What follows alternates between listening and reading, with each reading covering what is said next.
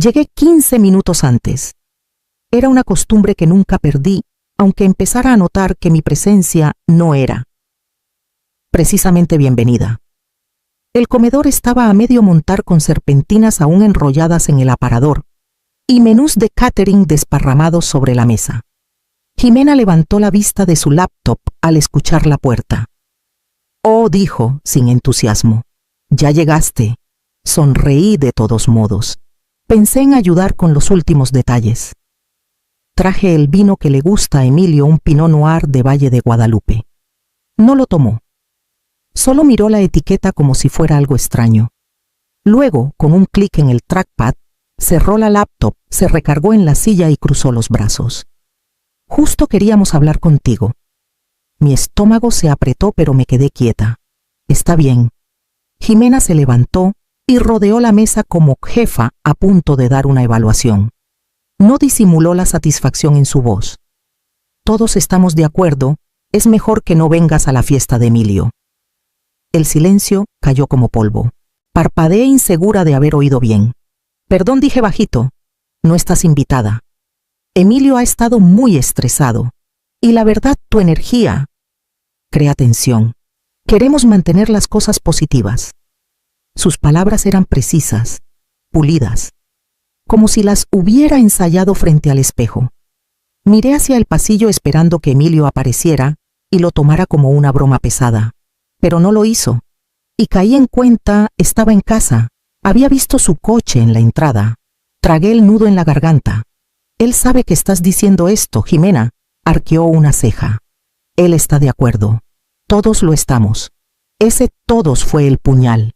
Ella, Emilio, seguro su hermana, tal vez hasta sus colegas. Todos menos yo. Asentí despacio, aún con la botella en la mano. «Bueno saber», dije, dejándola en la mesa de la entrada. Su sonrisa volvió. Ese gesto pequeño y triunfal en la comisura de su boca. El mismo que puso cuando Emilio le dijo que yo tenía una llave de la casa. El que decía, ya no. Salí sin decir más. La puerta se cerró tras de mí como un martillo. No con fuerza, no ruidosa, pero definitiva. Y Emilio nunca salió. No me llamó, no dijo nada. Hubo un tiempo en que Emilio no se dormía sin mi mano en su espalda. Cuando su papá se fue, Emilio tenía 7 años. Muy pequeño para entender la traición, pero lo bastante grande para sentir su vacío. Tomé turnos dobles en el hospital viviendo de café y pura voluntad. En su 8º cumpleaños horneé un pastel desde cero a la 1 de la mañana. Chocolate con crema de vainilla, su favorito. Me quedé dormida en el suelo de la cocina esperando que se enfriara. A la mañana siguiente me encontró ahí y susurró: «Te quedaste despierta solo por mí». Recuerdo limpiarme la harina de la mejilla, sonreír y decir: «Siempre». Éramos solo nosotros, madre e hijo. Compañeros. Cada feria de ciencias, cada obra escolar, yo estaba en primera fila. Nunca dejé que viera lo cansada que estaba, como a veces no cenaba para pagar sus clases de piano. Cada mueble de nuestro departamento tenía una historia, casi todas empezaban en un tianguis y terminaban conmigo lijando astillas. Cuando Emilio entró a la UNAM con una beca parcial, lloré todo el camino de regreso tras dejarlo, no de tristeza, porque lo habíamos logrado. Las cosas cambiaron cuando Jimena entró en escena. Era elegante, segura, astuta de una manera que yo no era. La primera vez que vino, recorrió mi sala como si tasara un inmueble. Su sonrisa era tensa, educada, calculadora. «No sabía que eras madre soltera», dijo con aire casual. «¿Es un problema?», pregunté. Claro que no, respondió, su tono ya distante. «Lo intenté. Dios sabe que lo intenté. Les di espacio, no me entrometí. Ofrecí ayudar con la boda, guardé mis opiniones, incluso cuando la lista de invitados tenía más amigas del gimnasio de ella que familia de él. Pero veía cómo miraba a Emilio cuando me abrazaba demasiado, cuando recordábamos los veranos en Puerto Vallarta, cuando él me contaba de su trabajo antes que a ella. Para Jimena nuestra cercanía no era cariño, era una amenaza. Con los años las llamadas se hicieron más cortas, las visitas más formales. y en algún punto entre su primera hipoteca y su primer hijo, pasé de ser alguien a quien querer a alguien a quien manejar. Y ahora no era nadie. El plan empezó hace 3 años, callado cuidadoso en una esquina de mi libreta titulada Algún día. Emilio siempre quiso visitar Valle de Guadalupe. Todo comenzó con un fin de semana de cata que nunca hizo tras el nacimiento de Mateo. Luego, un artículo guardado sobre tours en bicicleta por viñedos. Un comentario suelto en una comida familiar. Algún día, cuando no estemos ahogados en entrenamientos y plazos, yo escuché. Cada mes guardaba lo que podía. Reembolsos de impuestos, horas extra, lo poco que ahorraba comprando genéricos en el súper. Abrí una cuenta de ahorros aparte en otro banco para que nadie notara el saldo creciendo. No se lo dije a nadie, no por secreto, sino porque quería que fuera perfecto. Para el cumpleaños 40 de Emilio, tenía $950,000. Suficiente para un viaje familiar de una semana. Emilio, Jimena, Mateo y yo. Una hacienda boutique tours por viñedos, clases de cocina. Hasta encontré un lugar con actividades para niños y paquetes de spa para parejas. Lo planeé para que nadie gastara un peso. Jimena siempre fue la encargada de la logística familiar, así que empecé por ella. Le mandé el itinerario, las opciones de hospedaje, las fechas tentativas. Quiero sorprender a Emilio, escribí. Creo que le encantaría. Respondió con una línea. Gracias, lo revisaré. Pasaron semanas. Insistí. Nada. Cuando presioné, dijo, estamos muy ocupados ahora. Pronto hablaré con Emilio. Luego silencio. Pensé que era por ajetreo, o tal vez por no querer aceptar un regalo tan grande. Así que esperé. Pero cuando hablaba con Emilio, nada. Ni una mención, ni emoción, ni un... Mamá, es cierto. Al final supe por qué. Una amiga cuya hermana trabaja con Jimena mencionó que hace meses planeaban algo tranquilo para el cumpleaños. Al parecer Lucía propuso un viaje descabellado, pero Jimena dijo que no era realista. Ahí lo entendí. Nunca se lo dijo, ni de la hacienda, ni de los viñedos, ni del dinero que junté peso a peso. El regalo nunca llegó a sus manos. Fue interceptado, minimizado, descartado. Igual que yo. No lloré camino a casa, no porque no doliera antes esto, dolía. Lo sentía hondo en el pecho como una astilla buscando el hueso. Pero hacía mucho aprendí que las lágrimas no impresionan a gente como Jimena. Las decisiones calladas sí. Al entrar a mi departamento, me quité los zapatos, apagué las luces y me senté en la mesa de la cocina con mi laptop. La confirmación de la reserva seguía en mis marcadores. Hacienda Los Olivos del 12 al 18 de junio. Un porche con vista a los viñedos. Canastas de bienvenida para los huéspedes. A Mateo le habría encantado la búsqueda del tesoro en los campos de lavanda. Hice clic en cancelar. Luego cancelé el tour en bicicleta. La clase de cocina. La sesión de fotos familiares que había reservado al atardecer. Una por una, las piezas del sueño que construí se desmoronaron. Nadie me rogó que lo reconsiderara. Nadie sabía qué se estaba borrando. La transferencia bancaria fue el último paso. $950,000 pasaron del fondo para el viaje a mis ahorros personales.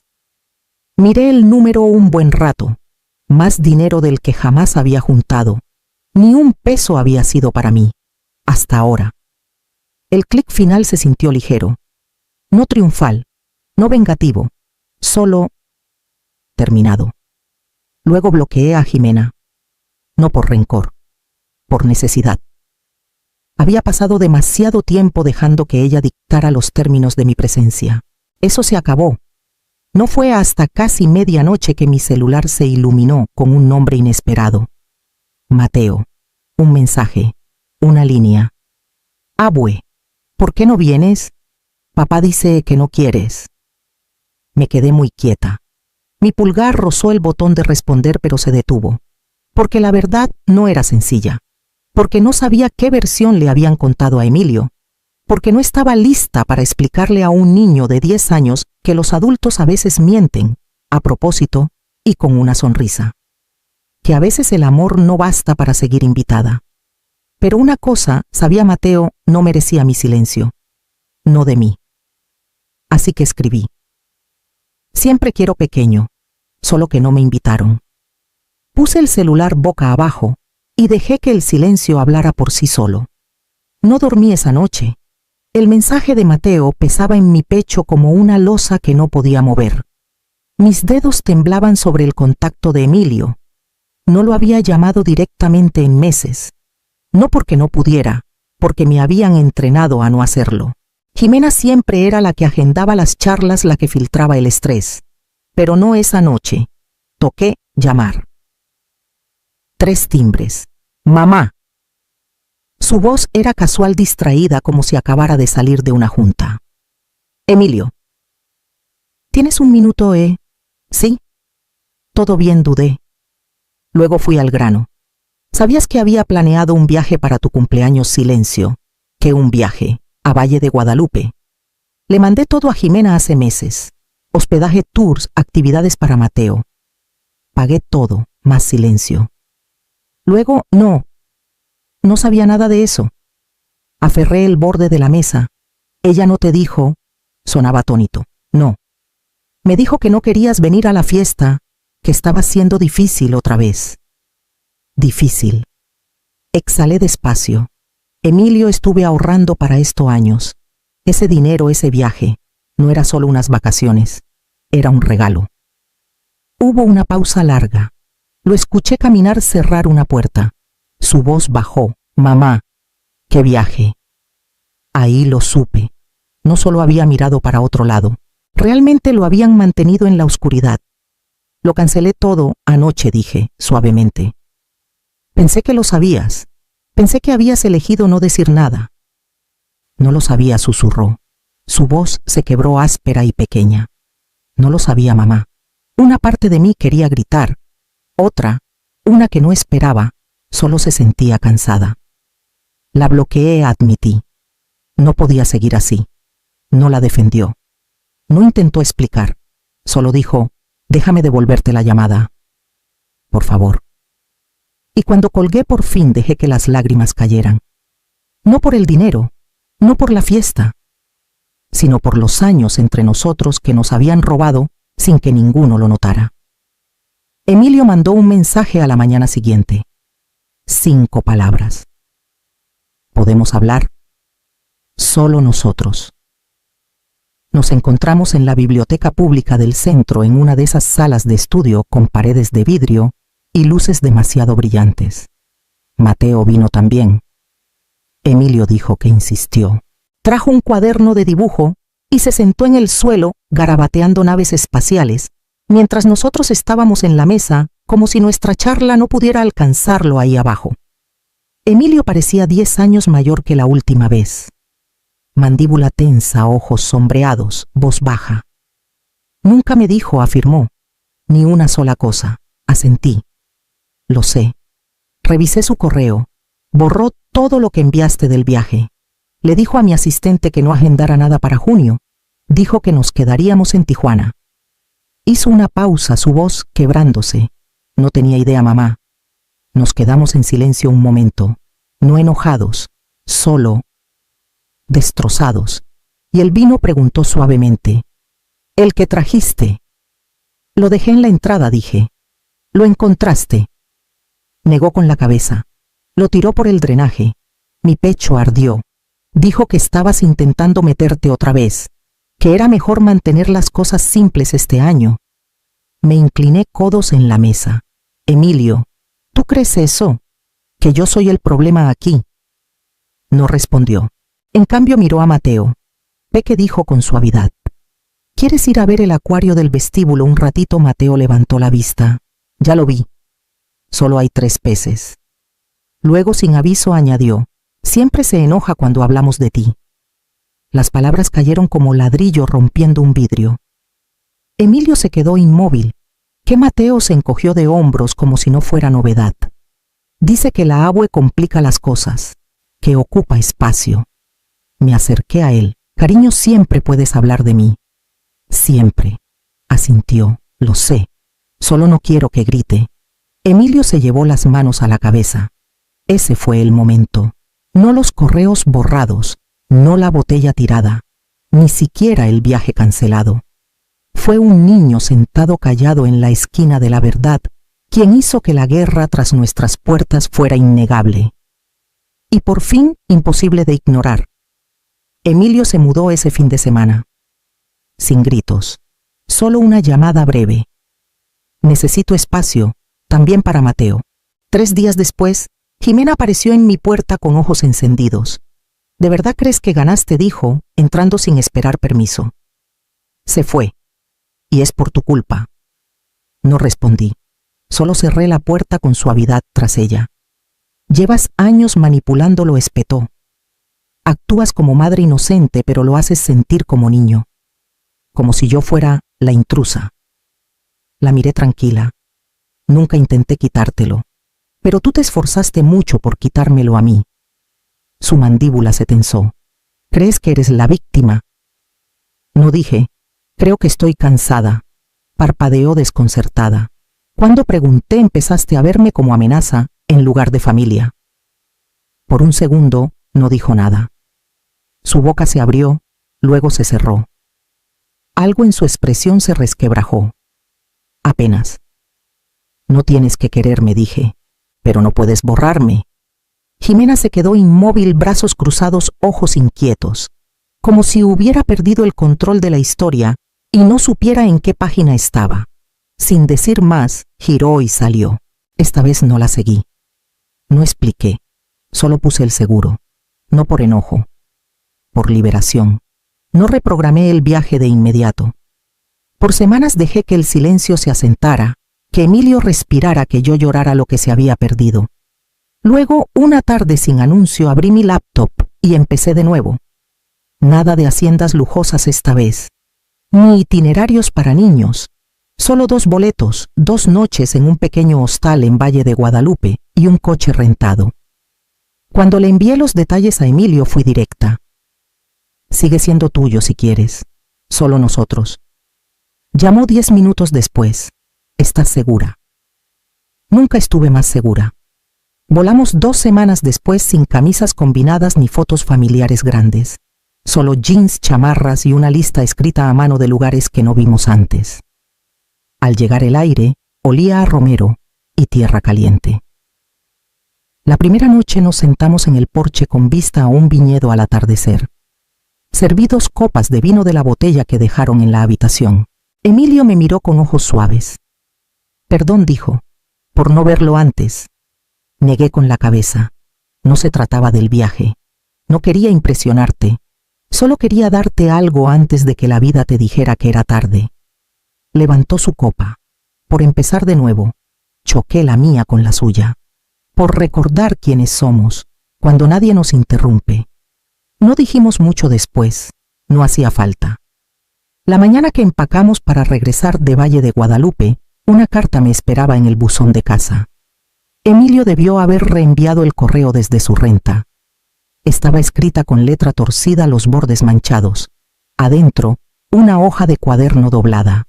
Una sola frase en crayón azul. Por favor, no me dejes tan bien, Mateo. Me senté en la mesa de la cocina y miré esas palabras hasta que se desdibujaron. Era muy pequeño para entender el peso de lo sucedido. Demasiado para no sentir lo que le habían quitado no solo de mí. Pero lo sintió.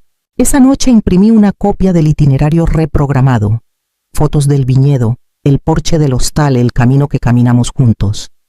La metí en un sobre con una nota breve. Algún día esto será tuyo. No el lugar, la paz. Lo verás por ti mismo, lo prometo. Lo dirigí con letra clara y lo envié a la nueva casa de Emilio. No puse de abuelita. Sabría de quién era. Nuestra última tarde en Valle de Guadalupe, nos sentamos en el mismo lugar que la primera noche. Sillas en el sol, el viñedo, extendiéndose como una promesa que por fin cumplimos. Sin voces altas, sin miradas pasivo-agresivas, sin caminar sobre cáscaras.